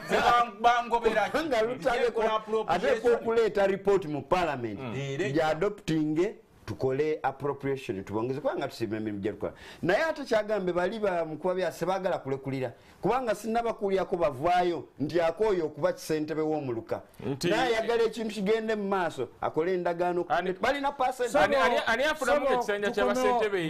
bano bamukuba byase bw'akola nga ali kutunda ettaka ayita n'atugamba omanyi waliwo percentage yerosi naye tajanjula eri kakiiko waliwo omwami omukwano gwa werosi okuteekako endagaano omusajja azaaguze Jessica Poloti akaguze milioni 7 naye gwe omanyi okufuna ebbaluwa yerosi milioni 8 okuteekerako omukono wali eri nesita ate ono ayogera ku mutwalo ntera nnyo okumulya ne banne nga bagamba palamenti bayoola obukadde 25 lwaki weesimba ku werosi n'otajja kwesimba okubaka bwa palamenti nekyala nga tannaba nakusomaawo bwe tutuuka ku byalo balina essente kubanga balina obuyinza okukola bayiro n'agamba yingira ekitabo security kyokka nga ne gavumenti ngaawe ewaffe muyenga tulina community policing naye bakuwa identity card balina obuntuntu abwe bakola tebaagala kulekulira naye juzi twali just mukuba byasika juzi twali twakava mu kalu ka LC1 era bw'okola analysis tulina ba LC1 bangi abali mu opposition n'ekirala bana bagamba mu tetwagala local government mpiji wano kumpi wano laba sente bo LC5 bao tweza na myaka 10 ameka tulina abo opposition ono owewa kiso naye bano tebagala ku appreciating nenga government twagala era tutegera obuvunaanyizibwa bwa LC1 era sente tujja zifuna okulonda kubeewo kubanga eno government eyagala structures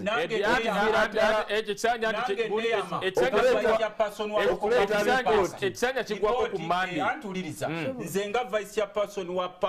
Parker local government mu parliament ya kati njogera njogeza buyinza sente weeziri bw'owulira ekiboozibozi kyonna nti sente teziriiwo please jangu standing ogambe nti temutambuza birala byonna twetaaga new administrative units lwaki mulaba nti obubbi bw'ebisolo obutemu bweyongedde kubanga LC system tusobola okugula enkusaba zebatwa milioni 2 ng'ababaka ba parliament mu parliament ejja parliament ejja bw'oba ogabidde omubaka milioni 2 teri mubaka atasobola kujja na motoka naye ono ssentebe w'ero si wano at least nabo bafuneyo kapikipiki waba wabero sisi mukuba byasi nga 10 is going to be a Monday zigenda kutuuka muna mukyakolera onobo kyasobola okusayininga ku kibanja endagaano kubaga tisimanyi kubanga waina kubeerawo special arrangement ndowooza sekyo olwaleero nga bwe tumaliza eddakiika ziweddeyo okusiibulira eddala esabbiiti ejja ennaku z'omwezi 10 Attorney General Norbert Mao balina obuvunaanyizibwa ne Rafael Magezi okuteekateeka kyekiddako stampu gye nnina eyero situ nze sikola ndagaano ebyalo biri 9 bw'oba oyogerako ebyo nkola ndagaano ewange bampulira ajjeyo omuntu yenna alina endagaano nze nkola ku nsonga etteeka nga birina Local Council Court Act biki byeraga naye Brandon Kasookedde ajja ne bwe yali ekyankwazi egamba kooti bw'oleeta empaabi ereeta siringi 5 eby'empaabi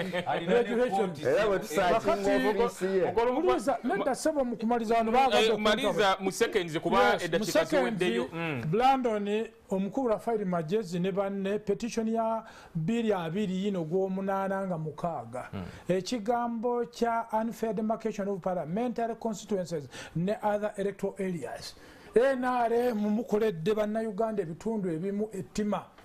bwanika gwoyogerako wa Wakiso mu budget eno gye mwagize tuli obukadde 3 n'ekitundu obwa Wakiso mwatuwadde 74 billion Mbalala City ey'abantu 223 mwagiwadde billioni 5.7 mwarwane Wakiso mwarwana mukuba byasi tusiibule kati mukusiibula okwo Brandon ne banne tuyina Citizens Handbook ne twebaza Judicial Service Commission ne twebaza Ministry y'ebyobulamu buli kyalo National Community Health Education Handbook naye banno Brandon bwe bali ekyankwanzi bino okubiteeka mu nkola implementation yabyo ekyo kibalemerera byebizibu ebiraga LC1 ne LC2 bye bakyayina sabo nebaza akaseera kano n'obukadde 110 wa Kashimodo bwetwalese ku byalira mu obukadde 110 kwa kaunti ya Sako mukulu mukuba byase katukomawo